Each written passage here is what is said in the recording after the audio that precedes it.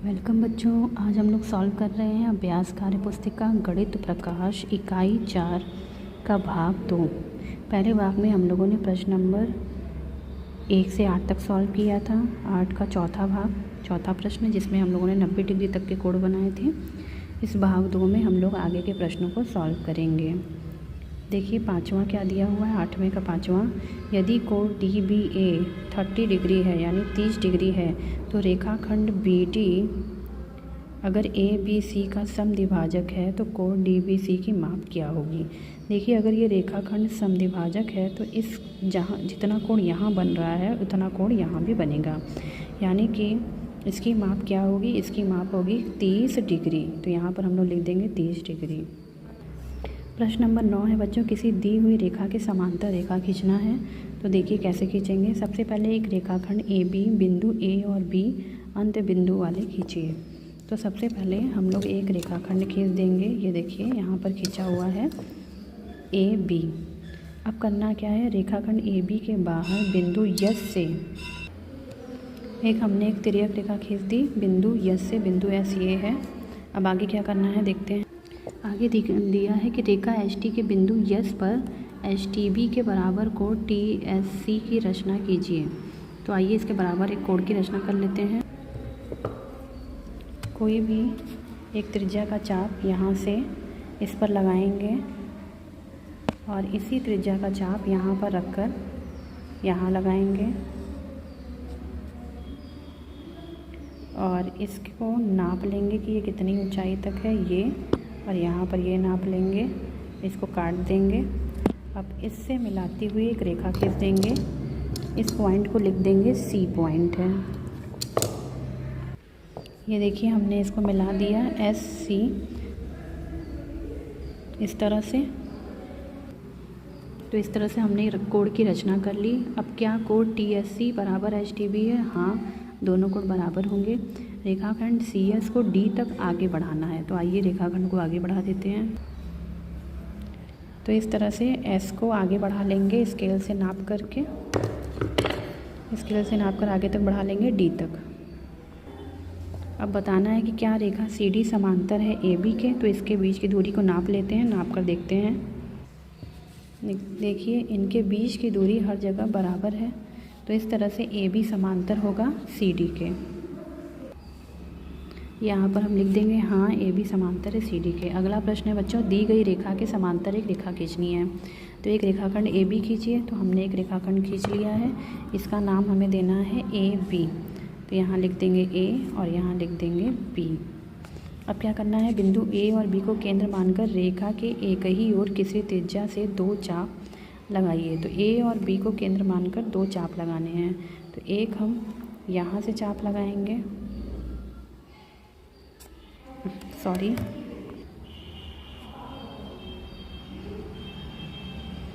इधर चाप लगा दिया। अब B को केंद्र मानकर एक चाप इधर लगाएंगे, उतना ही बराबर का। अब पटरी से चाप के दोनों उच्चतम स्थित बिंदुओं को मिलाना है और मिलाने वाली रेखा को CD दर्शाना है। अब यहाँ पर इसको C मान लेते हैं, ये D मान लेते हैं। अब इन दोनों को मिलाती हुई एक रेखा खींच देंगे, ये इसके समांतर होगी। ये देखिए हमने इन दोनों को मिलाती हुई एक रेखा खींच दी है जो कि AB के समांतर है। कैसे चेक करेंगे, इन दोनों के बीच की दूरी को नापेंगे। देखिए इन दोनों के बीच की दूरी हर जगह एक बराबर है। तो ये दोनों AB के समांतर रेखा हुई CD। तो यहाँ पर देखिए अगला प्रश्न क्या दिया हुआ है। अब देखिए क्या CD दी हुई रेखा AB के समांतर है। तो हमने इनके बीच की दूरी को नाप लिया, ये लगभग बराबर है सब जगह से 2। यहाँ पे भी देखिए 2 है, यहाँ पे भी देखिए 2 है। तो ये इसके समांतर हुआ। अब यहाँ पर बच्चों अगला प्रश्न है कि 6 सेंटीमीटर रेखाखंड के समांतर रेखा खींचिए। तो वैसे ही जैसे अभी हम लोगों ने खींचा, एक रेखा 6 सेंटीमीटर खींच लिए। अब किसी भी चाप का हम किसी भी त्रिज्या का एक चाप लगाएंगे दोनों केंद्रों से, ठीक है। तो पहले यहाँ से एक चाप लगा देते हैं और फिर इस तरफ से एक चाप लगा देते हैं। फिर दोनों के उच्चतम बिंदु को मिला देते हैं स्केल से। ये देखिए इनके उच्चतम बिंदु को मिला दिया। इसको नाम दे देते हैं C और इसको नाम देते हैं D। तो ए बी रेखा जो है वो समांतर है सी डी के। इनके बीच की दूरी को नापेंगे तो वो हर जगह समान आएगी। ये देखिए, यहाँ पे भी उतनी है, यहाँ पे भी उतनी है और यहाँ पे भी ये उतनी ही है। अगला प्रश्न है प्रश्न नंबर 12, किसी रेखाखंड पर दिए गए बिंदु से लंब खींचना। तो एक रेखाखंड ए बी खींचना है जिसमें किसी बिंदु P से एक ऐसा चाप लगाइए जो रेखा ए बी को दो बिंदु MN पर काटता हो। फिर रेखाखंड ए बी पर बिंदु M तथा N से एक चाप लगाना है जो एक दूसरे को बिंदु O पर प्रतिच्छेद करे और O P को मिलाया। तो सबसे पहले एक रेखाखंड खींच लिया हमने ए बी और इस पर एक बिंदु ले लिया P। अब बिंदु P से ऐसा चाप लगाना है जो रेखा A और B को M और N पर काटे। तो आइए चाप लगा देते हैं। ये P से हमने चाप लगा दिया,